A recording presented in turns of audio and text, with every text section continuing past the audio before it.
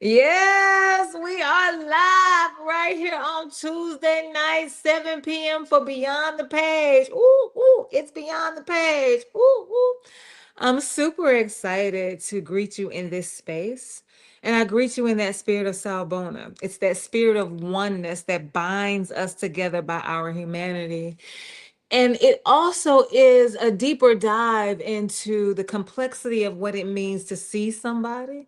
Like the Salbona, it causes us to pause for a moment because in order for you say Salbona, I'm supposed to say it's an invitation. So like Salbona, and I'm supposed to say, yay, bo Salbona. Like I see you, you see me, I see you, we see each other. And so the Salbona calls for us to slow down.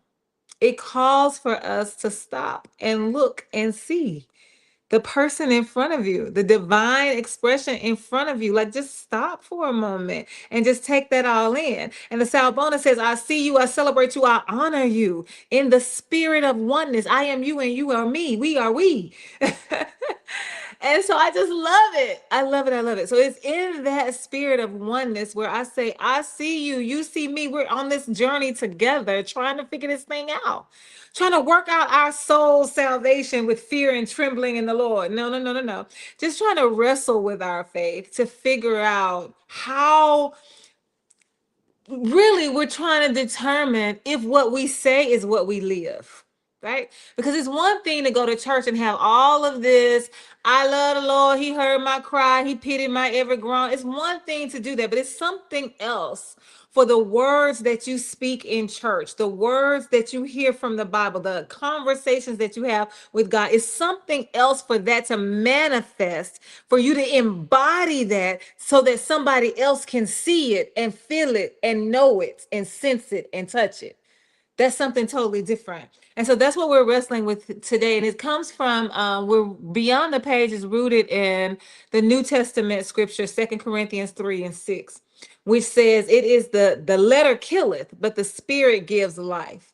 So we read the words on the page, yes, but what happens after that? How do the words come up, lift up off the page and dance before our eyes and then penetrate our spirit so that they become one with us and we become one with them so that we are living the truth of those words? That's what Beyond the Page pushes us to do. Go beyond what we see written and think about the spirit in which the word was intended, the inspiration behind it. That's what we're struggling with. Hotep on the line. Ooh, ooh, Hotep on the line. Ooh, ooh. What you say right here? Life and death is in the power of the tongue. Absolutely. Absolutely. And the verse that I like, the principle that I like from the Bible, I'm trying to, what is wrong with this thing? And the principle in the Bible that I really like is that it says we can speak those things that are not as though they were. And so there's power for me to say, I don't even see it, but I can speak it into existence. I can make it my future. I can name it and know that it is mine. And so, yes, there's absolutely power. But the power goes the other way too. We have the power to destroy with our tongue as well. So, the way that we annihilate people's characters by calling them out of their names, the way we get mad at folks and we cuss them out, and the way that we talk bad about folks to other people who are in relationship with them, like all of that is death. And that comes out of our mouth as well. So, we have to be mindful. So, what is that? Ephesians 4:29. I want to say there's a principle in Ephesians 4:29 that says, let no corrupt communication proceed out of your mouth, only that which is good for the edification of the hearer. And so everything I say ought to build somebody up. That's all it means. Everything I say ought to build somebody up, but build somebody up and not tear them down. And if it can cause harm, then it shouldn't come out of my mouth. I guess it's also the equivalent of just the regular old Southern phrase where you say, if you ain't got nothing good to say, then don't say nothing at all. We ain't got to go to the Bible for some of these principles. We've been learning these principles since we was knee high to a high go, knee high to a duck, knee high. Since we were babies, since we were young, since we were toddlers. So tonight, I want to talk about I think, yeah, the title on the flyer says, Any Old Wall Will Do. Any old wall will do. And I've been thinking about that since I came into relationship with this song that I played on the radio today. It's called Praise, and it's by Elevation Worship, whoever they are. I don't know them. I don't have any judgment. I don't know if there are any scandals related to that church or to that church pastor. I don't know who the singers are. I don't know who the hype man is. I don't know anything about anything. And so I'm not advocating for them. I'm not trying to push Elevation Worship to be part of your playlist. I'm not saying that I am endorsing them. I'm not saying any of that. I just found this song, heard it, and decided to perform it 2 days ago at church, and it's still been with me because I had to learn it. And so part of my process in learning things is that I have to listen to it repeatedly, but I also have to write down the words. So by listening to it repeatedly and writing down the words, like, I got it in me now. And so I've been wrestling with what it would mean to actually take the words of that song and apply them to us rather than to God. What would that look like for us if we could realize and recognize that we are the divine spark that we're looking for when we pray? We are our prayers.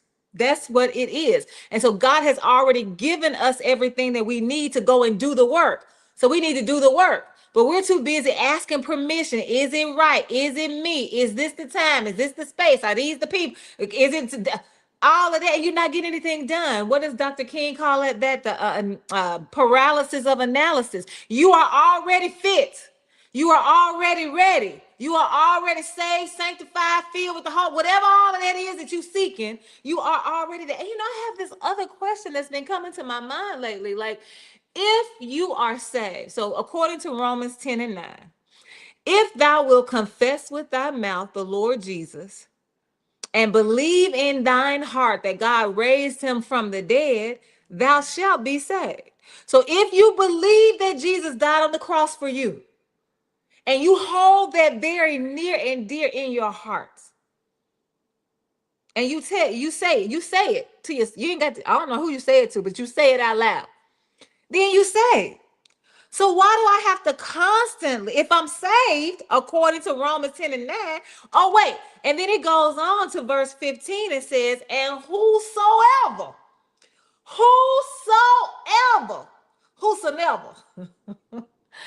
call on the name of the Lord shall be saved. So that means that it could be a drug dealer, it could be a murderer, it could be a person who is unsheltered, it could be a person who's had an abortion, it could be somebody who is mean and hateful, it could be an abuser, it could be a pedophile, according to Romans 10 and 13. Okay, so then if that's the case, then all I have to do in 10 and 9 is say that I believe, and then anybody can say I believe. Then why am I constantly going to the cross asking to be saved? Why do I constantly have to get down on my knees and beg for forgiveness of the Lord? Why? I'm already saved. I don't understand it. So Lo says, yet still acting like a devil. Who's still acting like a devil? People that be saved? Yeah. Yeah.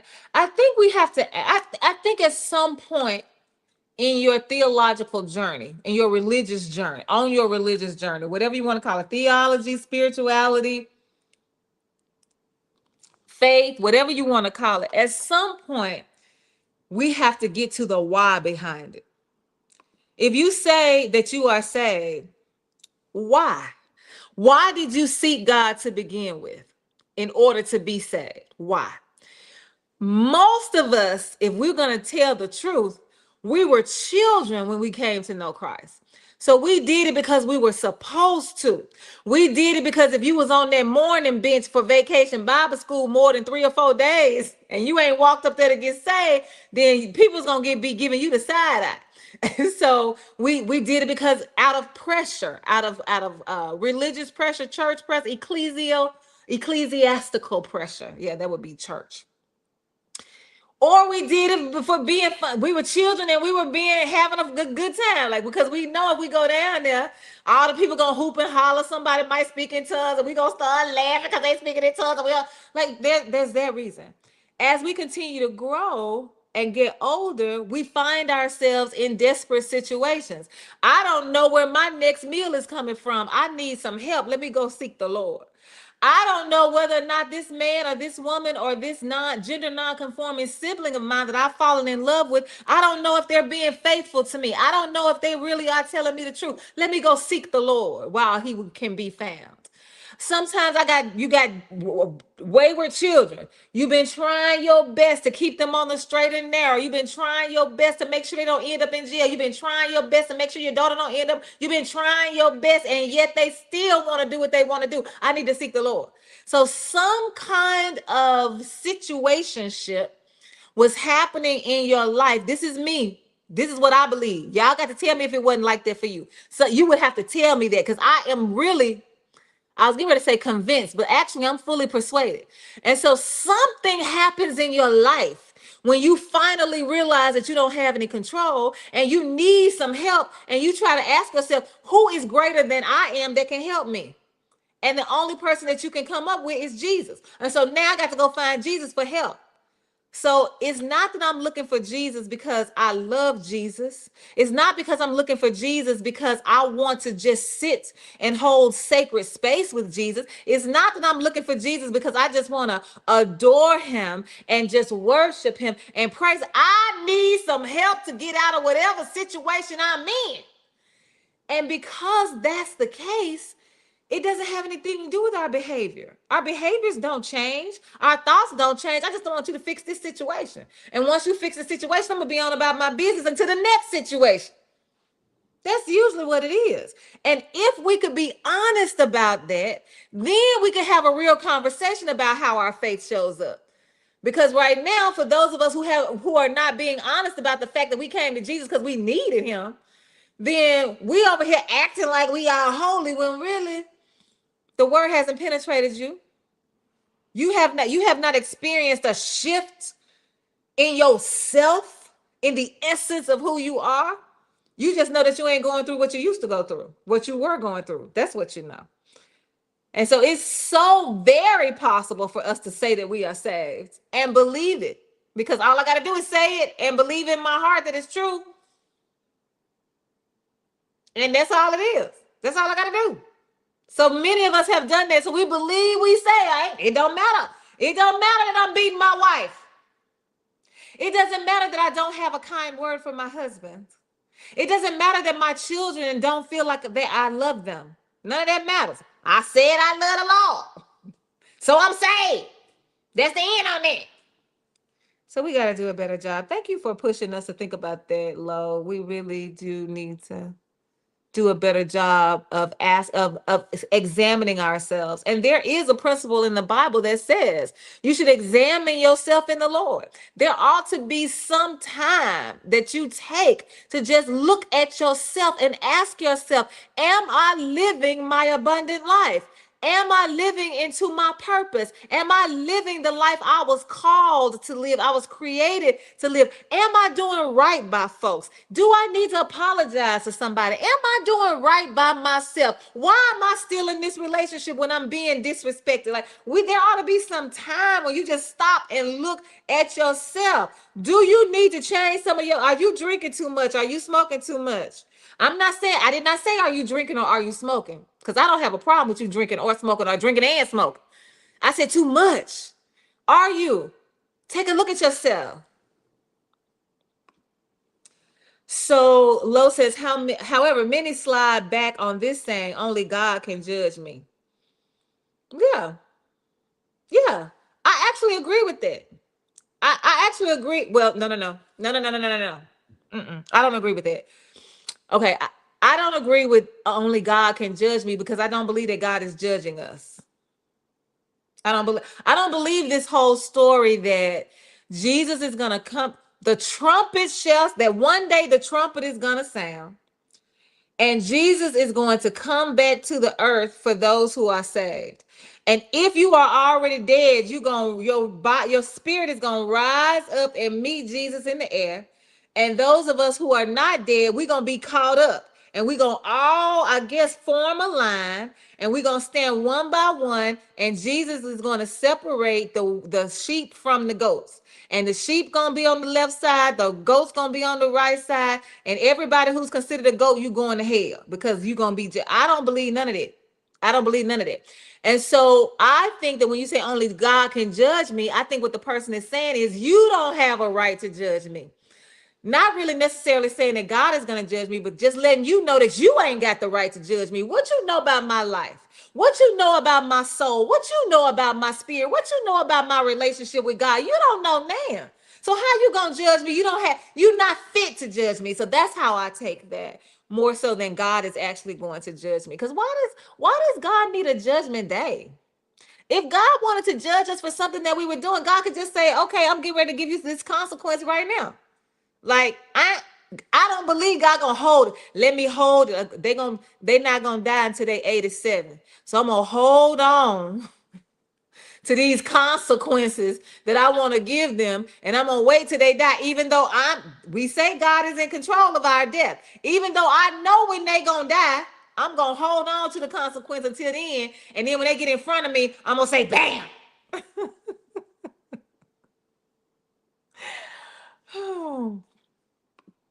Lo says, however, the Bible is full of morality.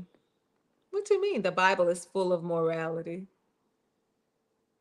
So, okay, you're going to have to correct me if I'm wrong, because this is the way I'm understanding it. The Bible was written by people. The Bible is a political document. So they wrote the Bible so that people could be controlled in the way that they needed them to be controlled at that particular time, in that particular space, using that particular language for those particular customs in that particular community and environment. And so if it's full of morality, that's because they trying to get you to conform into what they want you to be, because you can't legislate morality. You can't make nobody do nothing that they don't want to do. So even if just because you put it in the Bible and say you're not supposed to have sex before marriage, don't mean nobody gonna do it just because it's in there. So yeah, tell me more about the Bible is full of morality. So I'm listening to this song, and I think the song is powerful. I really think the song is, oh wait, so Lo is answering me. I said, say more about morality, right versus wrong.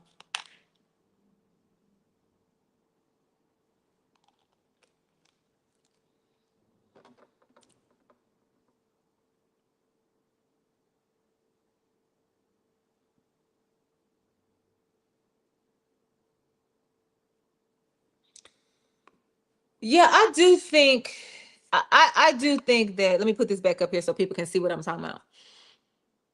I agree.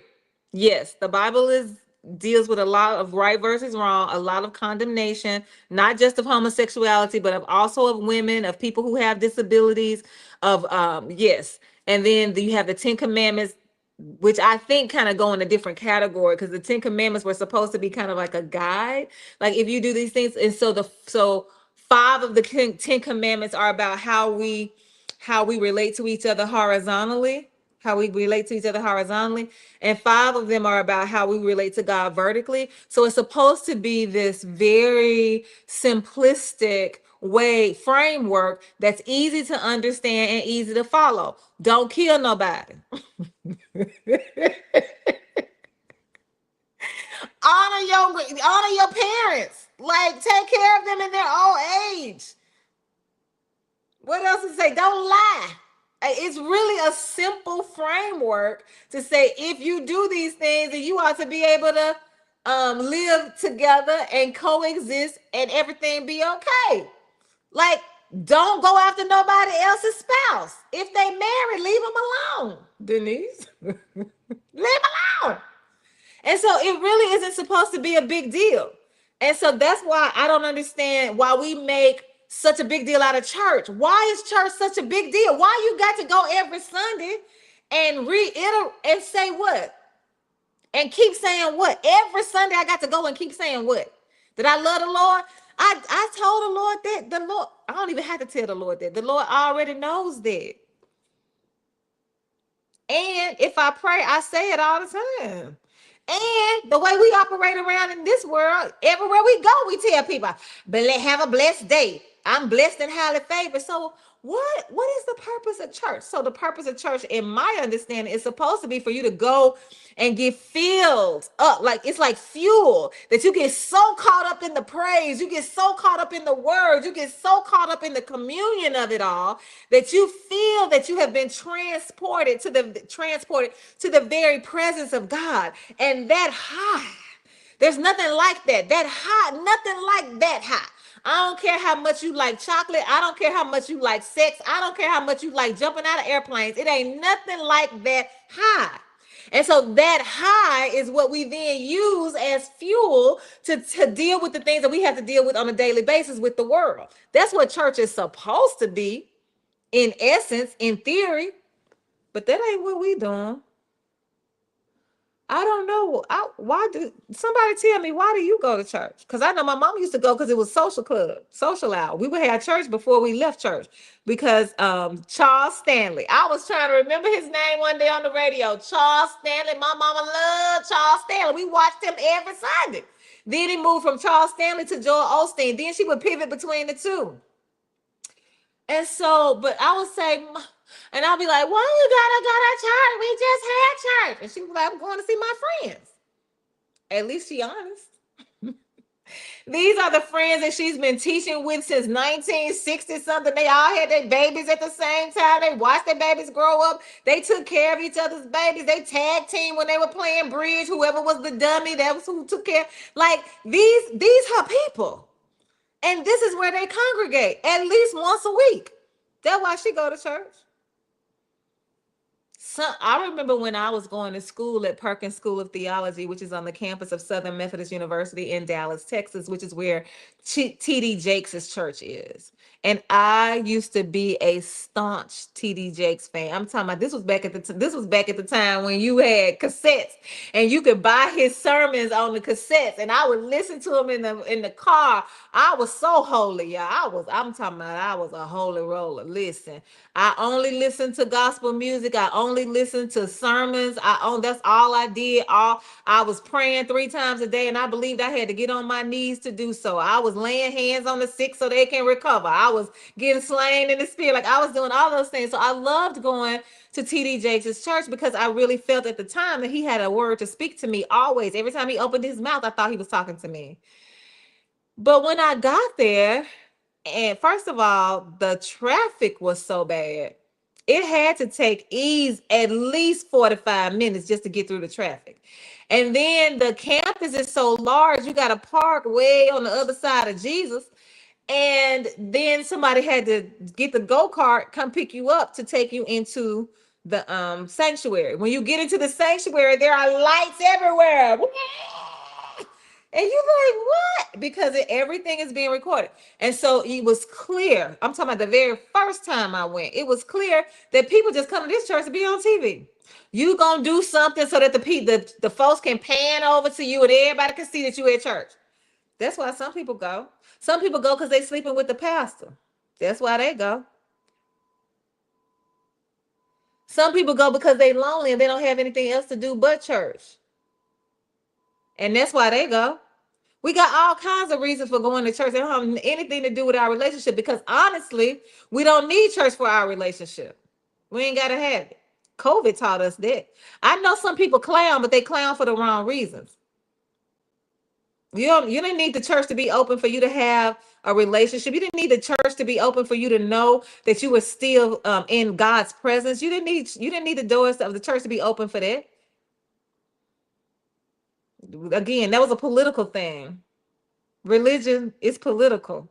Maybe we should talk about that at some point. But this song is so powerful. This song says, let everything that has breath praise the Lord, praise the Lord. That's the introduction. Then it says, I'll praise in the valley, I'll praise on the mountain. I'll praise when I'm outnumbered, and I'll praise when I'm surrounded. Oh, look at what Lo said. Some go to church. Let me tell you something. When I was in Florida, mhm,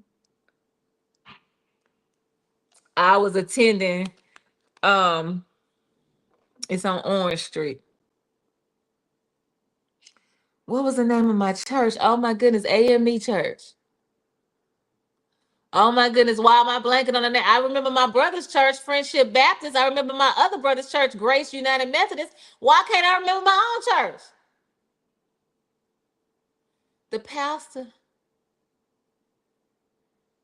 Anyway, I'm at this church and I meet this man. He coming on to me.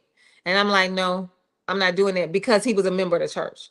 So if I had met him somewhere else, maybe, but for me to be a pastor in the, serving in that capacity and then him being a member, I didn't want to do that. I'm young. I didn't want to do that. And so he kept coming. And I said to myself, oh, he coming because he want a wife. And they say, where can you go to find a good woman? You go to church. And so I said it to myself before I said it to him. I said, you going to get this woman. I ain't going to never see you again. He said, I swear for cheese and crackers, the Sunday after they got married, I didn't see them for the next 6 months. The woman would come, of course, but the man, he wasn't coming. He done got him, he done got his wife. He done found his good thing. And he was gone. Yeah, he came back periodically, but he definitely was not coming as frequently as he was before he got married. Now that's for sure, and he'll tell you that because if I reach out to him right now, because we're still in relationship with each other, if I reach out to him right now, he wouldn't do nothing but laugh and say, "You right, you right." So yeah, people go to church for all kinds of reasons. But what this song does is it really does kind of just drill down the power of calling on the name of the Lord, drills down the power that you can have, that you can wield in this world where you are fighting against whatever it is that you're fighting against. All those situationships that I mentioned earlier, whatever you're fighting against. For me, I'm not fighting against people. I fight against systems. And so I'm coming for the system of whiteness. I'm coming for the system of white inhumanity, and religion is wrapped up in that. And so that's what I fight. And so I've got the power. This song is like, you got the power not only to fight this, because part of the words, some of the words says, my praise is a weapon. It's more than a sound. My praise is the shout that brought Jericho down. And so I wanted to think about Jericho and the wall of Jericho. So the Israelites have been freed from Egypt, have been liberated. They've been freed from slavery, and they go into the wilderness, and they're supposed to be they're supposed to be passing through to get to the promised land where there's the milk and honey. But they get stuck in the wilderness because of the disobedience of the men in particular, because women didn't, they ain't want to study us. Men in particular, because of their disobedience, they had to stay in the wilderness for 40 years. Well, in 40 years, you got men and women and husbands and wives, then what's happening? They having children. And so it took 40 years for that older generation to die off and that younger generation to raise up. And so now with this younger generation raising up, the city of Jericho has now been declared their land. God has said, this is your land, go get it.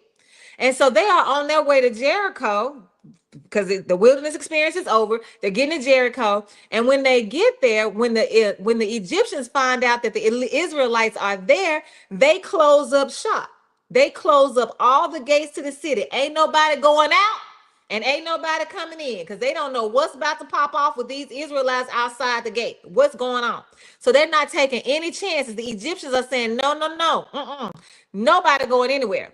And so I started thinking about that.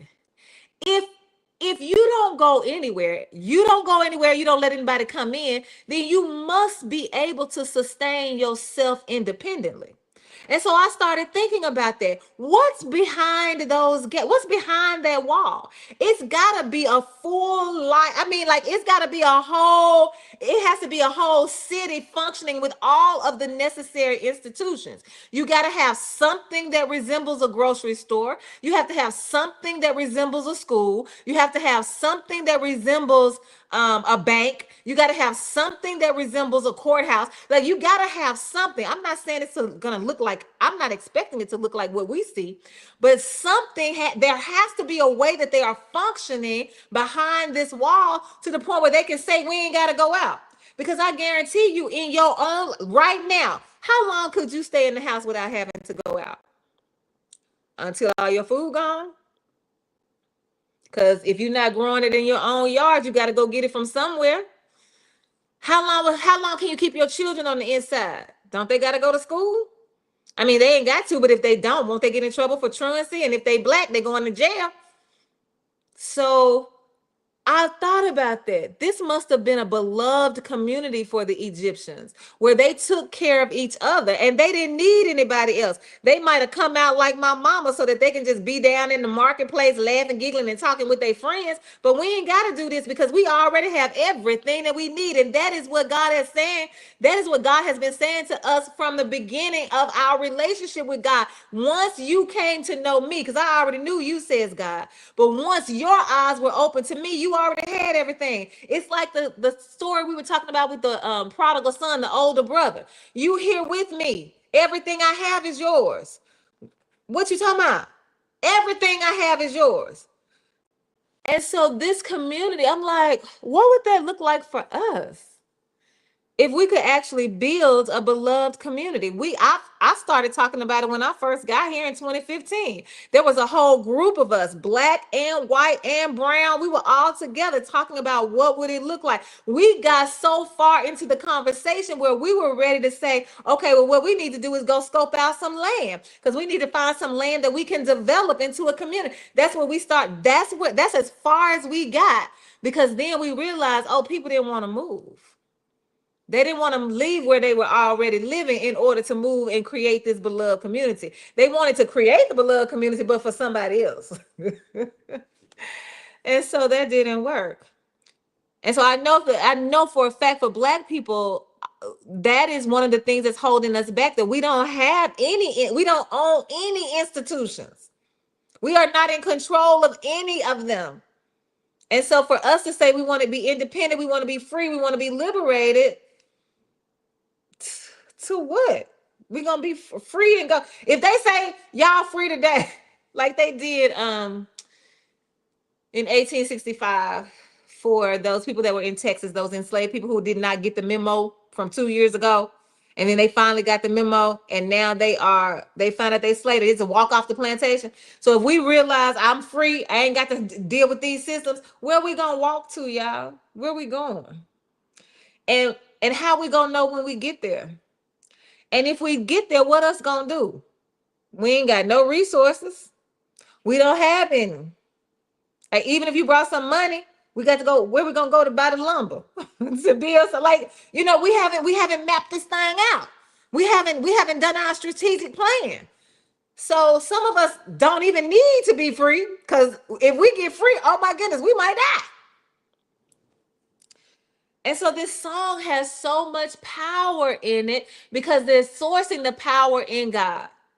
And so the question becomes, what if you sourced the power in your own self? What if you realize that the weapon that you have is you? You are the weapon, because you are divine enough, powerful enough. You have so much purpose in your life that all you got to do is be who God created you to be, and you will tear down every wall. And so the flyer that I wrote said any old wall will do, because what religion does is it forces you into a box so that you are only thinking about the Bible based on the words. So when you say it's the wall of Jericho, all you can think about is, oh, that wall from back in the day when the people were in back in the biblical times. Well, yes, that might have been where that wall was that we're reading the story about. But you can pick that up off of the page and put it onto your life. Any old wall will do. It ain't got to be the wall of Jericho. It could be the wall of healthcare. Because what this song is simply saying is that you've got the power to break down every barrier that's in your life. You've got the power through your praise, because your praise is sourced in who you believe in. When you say, I want to praise somebody, you believe that they have value. You believe that they have worth. You believe that they are important. You believe they are impactful. You believe they are influential. You believe they are all of that. And you give them the praise. You give them all of yourself. You give it over to them, because they are the ones who are going to do this wonderful thing. God is the one who's going to do it. But if you understood that you are the one to do it, and you filled your own self with your own praise, and you told yourself how valuable you are, you told yourself how worthy you are, you told yourself how influential you are, you told yourself how impactful you are, and you began to live that out every day. Well, imagine how your spine would straighten up if you walked in that. How your head would lift if you walked in that. How you wouldn't worry about the trivial stuff. Don't sweat the small stuff, and it's all small stuff. Your whole life would change if you turned the gaze of your praise upon yourself, rather than putting it on the God who has already said to you, what else do you want me to do? I've done everything you need me to do. I gave it all to you. And now I'm just waiting on you to use it. I'm just waiting. Right now, I'm waiting on somebody to have a conversation with me. She knows she need to have a conversation with me. I know she need to have a conversation with me. There's a whole bunch of people know she need to have a conversation with me. I'm just waiting. I'm not worried. I'm not concerned. I ain't losing no sleep. I'm just waiting. If it happens, it happens. If it doesn't happen, it doesn't happen. But I'm just sitting here chilling. That's how God is. God like, y'all waiting on me to have a conversation? I don't need to have a conversation. You the one need to have a conversation with yourself. I don't need to have a conversation. You need to have a conversation. She need to have a conversation with me. I don't have to have a conversation with her. So God is like, you don't need no conversation with me. What we gonna talk about? What we done already talked about, that I created you in love, by love, and for love. We're gonna talk about the fact that I've given you every spiritual blessing I'm talking about from heaven. You have it. What are we gonna talk about? What is the conversation that you want to have? You already saved. Jesus already died. Done. Next. And what would be next? Next would be the greater things that we're supposed to be doing, even greater things than Jesus did. But if we don't believe that we have the power of Jesus, how can we do the greater things that Jesus declared we were going to do? And if we don't do the greater things that Jesus declared we were going to do, then aren't we making Jesus out to be a liar? And is Jesus a liar? You would be like, oh my goodness, no. Well, I can't tell. And so this song is, it just blew my mind with how much power is in this song. And I was like, if I could just bottle it up, if I could just let somebody know, if I could just, if I could just turn the key. I was getting ready to say, like you see on those, with those, back in the day, those wooden toys that the children had, and one of them had a key, like it would go in the back and you turned and it would crank them up and they would walk and do whatever you want to do. I was about to say that, but that's not the image. That's not my image of God, where God is gonna crank us up and just kind of, we march to the bloop bloop bloop bloop bloop, and God is like bloop bloop bloop. No, that's, so I don't want to say that.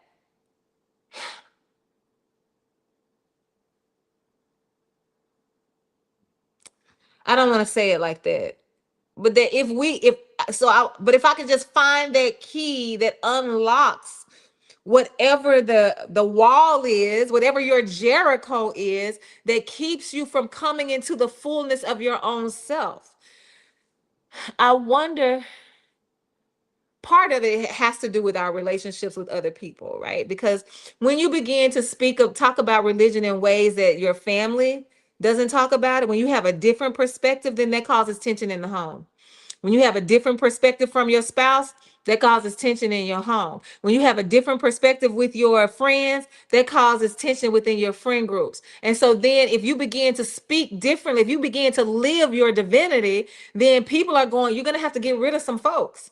And for some of us, we'd rather have the people than to be divine. To having the people, having the stuff, having the invitations, having the status, having the money, that's more important than being divine. And if that's the case, that's okay. It goes back to what we said earlier. Examine yourself. And if that's your truth, then let that be your truth. But if that is your truth and you meet somebody like me and I want to have a conversation, just tell me that's your truth at the beginning of the conversation so I don't get too deep in it. Because I ain't gonna lie, when I find out 5, 6 months later, I'm gonna be mad like you could have told me you done wasted all my time. It really wouldn't be a waste of time because I would have learned something in the process. But you get the point that I'm trying to make. Just let us know who you are. And if you can't let us know who you are because you are ashamed of who you are, then that's something for you to go examine your. You need to return to the examination booth.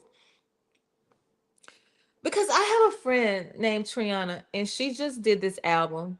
She just released an album. And one of the things that I absolutely positively love about her songs, I don't remember how many it is. I don't even remember. I don't even remember the name. I ain't gonna even lie. I don't even remember the name of the album. I don't remember. But I can find it if you want it. I can find it. But at least one time that I can recall, and I might be wrong because I have not listened to the songs forever and ever and ever and ever. There's always some phrase about not knowing and not understanding and yet being in relationship anyhow. That's not my goal. My goal is not to get a grasp on you. My goal is not to fully understand you. My goal is not to make sure I know everything about you, God. I feel like my role in this relationship is just to be with you. My role in this relationship is just to experience you and just to marvel in the wonder of what it means to experience you. I just want to be in the number. I just want to see what you up to today. I just want to walk outside and feel the sun saying, oh, okay, so you shining today. That's what you do. Okay, well, we finna shine in the sun today. Like, I don't want, and I'm okay with it. And for me, listening to the songs, as a matter of fact, I feel better not knowing. Because as long as I don't know, I'm constantly searching, I'm constantly chasing, I'm constantly wishing, I'm constantly hoping, I'm constantly not in this frenetic kind of way, but so that my soul is never at peace because I'm always wondering what you up to, God. I always want to know. I always want to see. What is this that I love that verse. It's Paul. It's a Pauline verse. I press toward the mark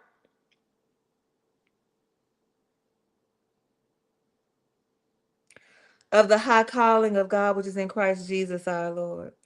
And when he's talking about pressing toward the mark, if you understand the Greek, the New Testament as translated from the Greek, what he's doing is he's straining. I'm talking about he's straining. He's trying to see around this corner. I'm trying to see where I'm pressing. So I'm trying to get there. I'm trying. I'm like, I want to see. Here's low. Get ye wisdom and get ye knowledge. However, above, get an understanding. Get wisdom and get knowledge. But above both of those things, get an understanding. And again, I don't be understanding sometimes because the Bible supports that 100%. The Bible says, come, let us reason together. And then it goes on to say, though your skins are like scarlet, I will make them white as snow. In other words, God says, anybody interested in getting an understanding, even if somebody done told you or you feel like it, whether somebody told you or you feel like you're not worthy, come sit with me. Whatever you think you're not worthy, whatever you got going on that makes you feel like you're not worthy, I'm gonna get rid of that.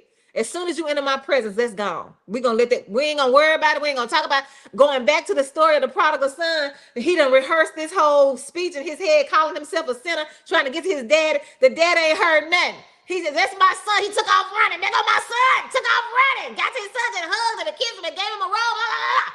That's what the daddy did. He ain't say nothing about no sinner. You a sinner? And so just wanting to be present. I ain't got to go to church for that. I ain't got to go to church. I ain't got to sing no hymn. I definitely don't have to pay no tithes. because in this story right here, in this story is in Joshua, the story about the Jericho wall. I wanted to start earlier than 6. It's actually in 6 verse 1 through 21, that story about the Jericho wall. And I'll read it in just a minute. But before that, before you get to the actual wall of Jericho, they're talking about well, this question just popped up in my I got so many questions. Wait. Let me ask this one first. So this is the story about the spies. The two spies that go in and they trying to spy to see what's going on. And there's a woman named Rahab who hides them. And she hides them, and then they are able to come back with the reconnaissance, and all of that. And so they keep calling Rahab the prostitute, Rahab the prostitute, Rahab the prostitute. And my question was, how you know she a prostitute? And so I was like, is there a red light district in the Bible? Because you know how I went to Amsterdam and I rolled down the street. It's a red, I'm talking about for real, there's some red lights up there. I'm like, is it a red light district in the? How you know she a prostitute? Did you patronize her? Prostitution was not illegal in the Bible. There's some stuff we made up along the way, especially after that Puritan blah blah blah whoop de whoop. Yeah, so prostitution was legal. There were male prostitutes, there were female prostitutes. And anybody could get it, just like now. And so I was like, it's a reason why you keep calling her a prostitute, but I don't understand why you keep calling her a prostitute. But when God says, "Come, let us reason together," God calls Rahab and never would say you're a prostitute. God would call Rahab as God's chosen one. I don't understand it. So that's happening in the that happens before they get to the wall of Jericho. So let me go ahead and read. Yeah, I want to read the story. I'm reading again. I'm gonna keep doing this. I'm reading from the Lectio Bible. So there are no verses and there are no chapters. I'm just reading the story. And I'm still doing it a disservice because I am pulling the story out of the overall story, even though it doesn't have verses and it doesn't have chapters that'll get you distracted. I'm still taking it out of context. And I'm well aware of that. I have no problem admitting that. I'm taking it out of context because this is the part I want us to think about and talk about. We can't talk about the whole thing. And so let's just talk about this. So I've broke it up into 5 pieces. And so I just want to read the story in its entirety, and then we'll come back and talk it through, ask some questions about it. Oh, and I will take a moment to Selah, Selah, which means to pause and calmly think about that. Just calmly think about that. Okay, here we go. Let me put myself in the corner. Now, when Joshua was near Jericho, he looked up and saw a man standing in front of him with a drawn sword in his hand. Joshua went up to him and asked, "Are you for us or for our enemies?" "Neither," he replied, "but as commander of the army of the Lord, I have now come." Then Joshua fell face down to the ground in reverence and asked him, "What message does my Lord have for his servant?" The commander of the Lord's army replied, "Take off your sandals, for the place where you are standing is holy." And Joshua did so. Now the gates of Jericho were securely barred because of the Israelites. No one went out and no one came in. Then the Lord said to Joshua, "See, I have delivered Jericho into your hands, along with its king and its fighting men. March around the city once with all the armed men. Do this for 6 days. Have 7 priests carry trumpets of ram's horns in front of the ark. On the 7th day, march around the city 7 times with the priests blowing the trumpets. When you hear them sound a long blast on the trumpets, have the whole army give a loud shout. Then the wall of the city will collapse and the army will go up, everyone straight in." So Joshua, son of Nun, called the priests and said to them, "Take up the ark of the covenant of the Lord and have 7 priests carry trumpets in front of it." And he ordered the army, advance, march around the city with an armed guard going ahead of the ark of the Lord. When Joshua had spoken to the people, the 7 priests carrying the 7 trumpets before the Lord went forward, blowing their trumpets, and the ark of the Lord's covenant followed them. The armed guard marched ahead of the priests who blew the trumpets, and the rear guard followed with the ark. All this time the trumpets were sounding, but Joshua had commanded the army, do not give a war cry, do not raise your voices, do not say a word until the day I tell you to shout. Then shout. So he had the ark of the Lord carried around the city, circling it once. Then the army returned to camp and spent the night there. Joshua got up early the next morning, and the priests took up the ark of the Lord. The 7 priests carrying the 7 trumpets went forward, marching before the ark of the Lord and blowing the trumpets. The armed men went ahead of them, and the rear guard followed the ark of the Lord, while the trumpets kept sounding. So on the second day, they marched around the city once and returned to the camp. They did this for 6 days. On the 7th day, they got up at daybreak and marched around the city 7 times in the same manner, except that on that day, they circled the city 7 times. The 7th time around, when the priest sounded the trumpet blast, Joshua commanded the army, shout, for the Lord has given you the city. The city and all that is in it are to be devoted to the Lord. Only Rahab the prostitute and all who are with her in her house shall be spared, because she hid the spies we sent. But keep away from the devoted things, so that you will not bring about your own destruction by taking any of them. Otherwise, you will make the camp of Israel liable to destruction and bring trouble on it.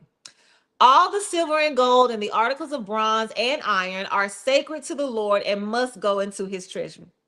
When the trumpet sounded, the army shouted, and at the sound of the trumpet, when the men gave a loud shout, the wall collapsed. So everyone charged straight in, and they took the city. They devoted the city to the Lord and destroyed with the sword every living thing in it, men and women, young and old, cattle, sheep, and donkeys. Joshua said to the 2 men who had spied out the land, go into the prostitute's house and bring her out and all who belong to her, in accordance with your oath to her. So the young men who had done the spying went in and brought out Rahab, her father and mother, her brothers and sisters, and all who belonged to her. They brought out her entire family and put them in a place outside the camp of Israel. Then they burned the whole city and everything in it. But they put the silver and gold and the articles of bronze and iron into the treasury of the Lord's house. But Joshua spared Rahab the prostitute with her family and all who belonged to her, because she hid the men Joshua had sent as spies to Jericho. And she lives among the Israelites to this day. At that time, Joshua pronounced this solemn oath. Cursed before the Lord is the one who undertakes to rebuild this city, Jericho. At the cost of his firstborn son, he will lay its foundations. At the cost of his youngest, he will set up its gates. So the Lord was with Joshua, and his fame spread throughout the land.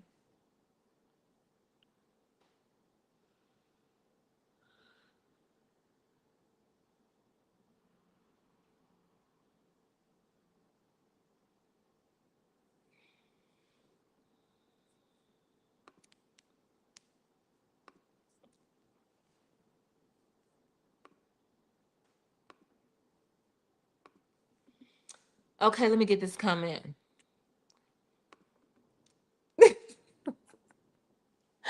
Lo says, why does the Lord need the silver and gold and the iron and the bronze? I was waiting to ask that same question. Now, according to the text, Joshua told them, said, look, if you take it, if you take the silver and the gold, then you gonna do wrong, because you gonna cause it to be some problems. Something's gonna happen. We're gonna be held liable. We don't want you to do it. But we're gonna put it in the Lord's treasury. So what that sounds like to me is Joshua gonna keep it. It's gonna become his. That's what it is. It's a scandal. That's what I believe. Because what God is a spirit. What God gonna do with silver and gold and bronze and iron? But it'll show make Joshua a fat cat. So Joshua tells the people. So basically, what Joshua is doing is Joshua is like, I'm not gonna share any of this with you. I'm not gonna give any of it to you. It's gonna be all mine. I'm being selfish. I'm being I'm a whore. I'm being selfish. I'm being selfish, and I'm being dazzled by, I'm being bamboozled by the love of money and the being wealthy. Like, can you imagine what I can do with all of this? That's what he's doing, because the Lord definitely don't need no silver, no gold, and no bronze and iron. Think about the church today. Why does the church need your tithe? What God need with a tithe? You say, well, God said, well, you need the tithe to take care of the storehouse. God ain't said that you need to cut on that you got to build these big old neighborhood, the church big as a neighbor, big as a whole neighborhood. And the light bill. Ooh, who was that? What church was that I went to in Florida? I think the mortgage on the church was like $22,000 a month. And so don't act like you raising money for the Lord. You raising money to keep these lights on, but you could have gotten you could be in a whole different space that doesn't cost that much if you just got to have a church.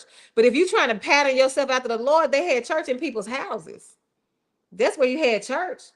All this stuff we doing. And then the pastor didn't get paid like the pastor's getting paid now. You got pastors that are millionaires because they pastors. That ain't scripture. Now, scripture does say that you ought to earn because of the work, where you earn your pay from where you do the work. Yes, so it's not saying that you can't get paid, but the way y'all around here getting paid, this a hustle. This ain't about Jesus. This a hustle. So Lowe says, in addition, there's no reference to Rahab as being a prostitute except as in one sentence. And he keeps saying it though.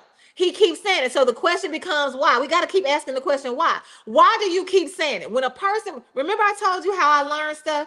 I learned something by listening to it repeatedly and by writing it down. So if they keep saying Rahab the prostitute, Rahab the prostitute, Rahab the prostitute. So tomorrow, if you think about Rahab, the next thing you're going to say in your mind is the prostitute. So they are scandalizing her name, and they are influencing us so that we can do the same. Ain't nowhere in the Bible that say Rahab was a prostitute. And again, how would you know? Because they are spying on the Egyptians in the Egyptians' land. They ain't got for 3 days. She hides them out for 3 days, and then they go out spying for 3 days. So in 3 days of your spying, because remember the other 3 days you've been in hiding. You done found out that Rahab a prostitute? How could you possibly learn that? Did you ask on the street who the prostitutes are? Why would you ask that?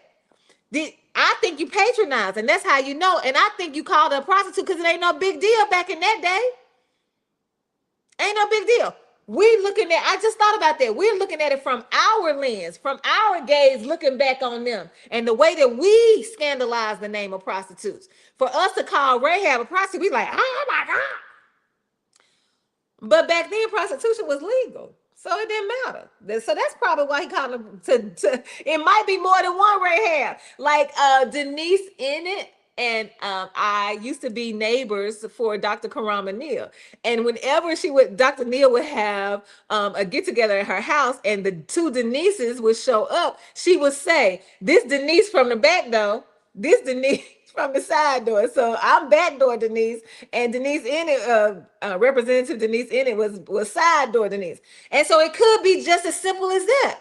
That it's more than one Rahab, and they want you to know I'm talking about Rahab that's the prostitute. Because again, it ain't no big deal to them because it's legal. And it should be legal now.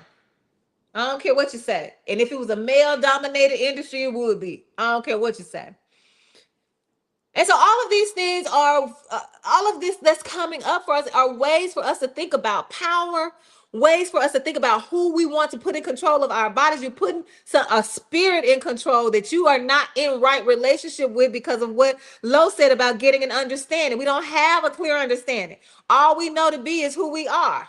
And God has already trusted that, just like God trusted Joshua. Let's think about the story we just read. Joshua had no idea that he was going to take the city, that he was going to come into all of this gold and silver and bronze and iron. He had no idea. The man that showed up, I guess it's supposed to be an angel that had the sword drawn. And he said, "Are you my enemy?" No, he said, "No, I'm the commander of the Lord's army, and I came to give you your instructions." So Joshua didn't even know. Joshua was just rocking on, doing his thing. And that's what we have to do. Take thou authority and rock on in the name of whoever your God is, doing it in your own self. Trusting your own self, praising your own self, congratulating your own self because you are doing the work that you were created to do. You might not realize it, but just being yourself is the work. That's the work, to just be as gift to the world. And then when you see something, you say, "Well, now this ain't God." Get busy. Fight the good fight. Thank y'all so much for joining us for Beyond the Page. We will be right back here on next Tuesday, 7 o'clock p.m. I can't wait to see what we talk about then.